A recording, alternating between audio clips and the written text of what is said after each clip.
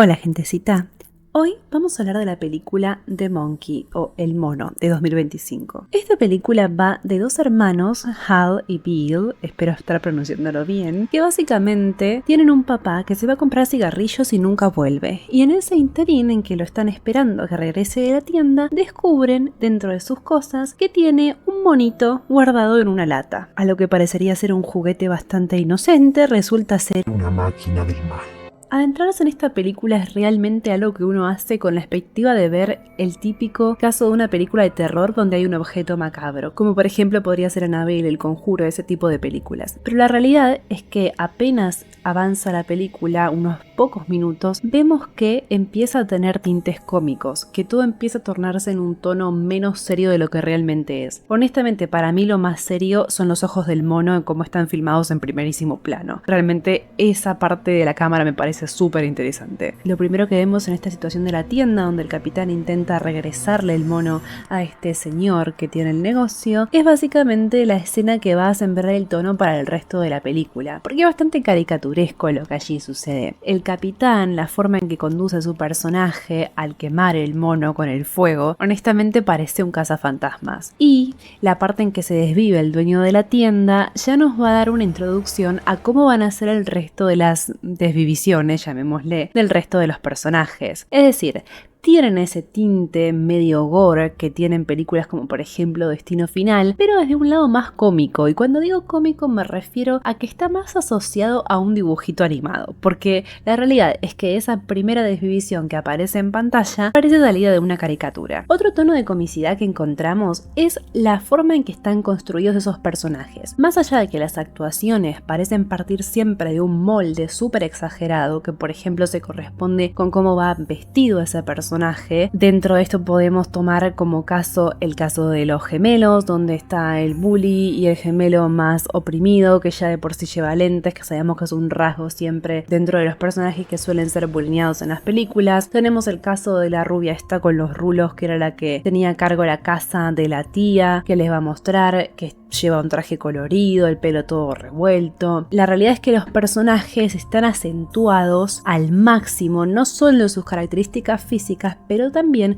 en cómo conducen su guión, porque la imagen del hermano bully es el extremo del bully. Todo el tiempo lo está cargoseando y le está faltando el respeto a su hermano. El oprimido es todo el tiempo el personaje oprimido, el apagado. La parte de la tía y el tío es simplemente dos personajes que están colgados de la palmera todo el tiempo y no tienen mayor injerencia sobre la vida de los niños, que son los que van a tener a cargo. El cura, por ejemplo, aunque también es un personaje secundario, siempre está perdido en la parte del funeral. Les digo, se juega con esta explotación y eso hace que para mí a la película se le saque mucho peso en cuanto a la historia. Entonces, si bien sigue siendo una película de un objeto macabro básicamente, es decir, el conflicto está con el objeto, en este caso, no podemos pretender que luego con la introducción del hijo de este hermano Hal, logremos conectar de una forma sentimental cuando la película no sembró ese tono desde el inicio. Y digo esto porque más allá de haber una disonancia entre esos tonos, porque realmente el hijo de Hal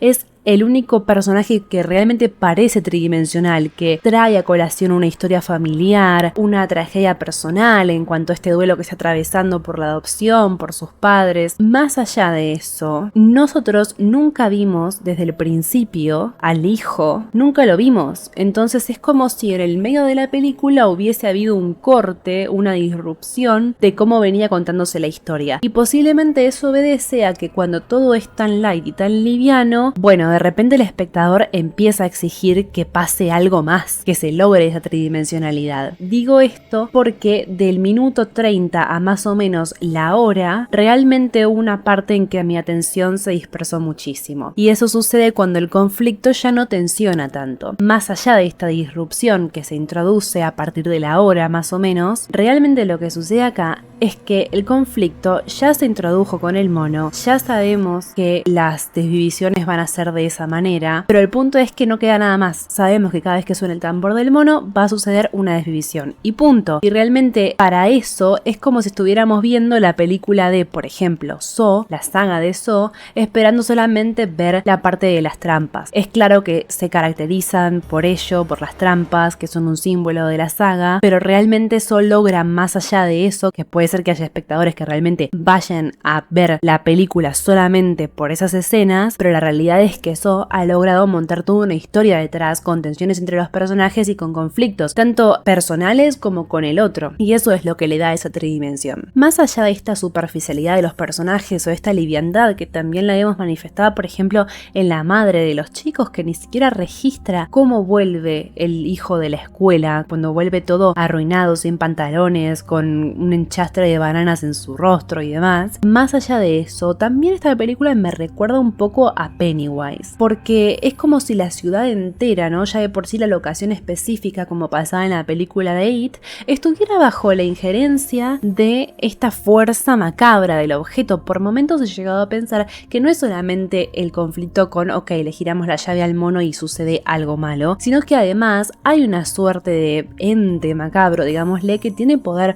por sobre la población de esa ciudad específica. Porque uno empieza a preguntarse, dice, ¿por qué los adultos en la vida de estos niños, o por qué en general las personas, parecen como si estuvieran realmente hipnotizadas, como si no se percataran de las tragedias que suceden a su alrededor? Y no es necesario ir, por ejemplo, al grado máximo de la película, donde vemos a los personajes que ven desdivisiones frente a ellos de forma sumamente grotesca y nada de eso parece afectarles al punto de dejarles un trauma, ni se les manifiesta un estado de shock tremendo como le podría pasar a cualquiera de nosotros en esos casos, que podemos entender que es la liviandad y el código de la película, pero al mismo tiempo porque las personas parece que dijeran todo el tiempo las mismas frases. Por ejemplo, vemos a este señor que está en el supermercadito ese donde trabaja nuestro Hal, que solamente dice, oh, eso apesta, eso apesta, eso apesta. Es como una muletilla, pero ayuda a construir esta hipnosis masiva que parece haber en la ciudad. Y finalmente, cuando se termina la película con la imagen esta del caballo y del jinete, yo digo, bueno,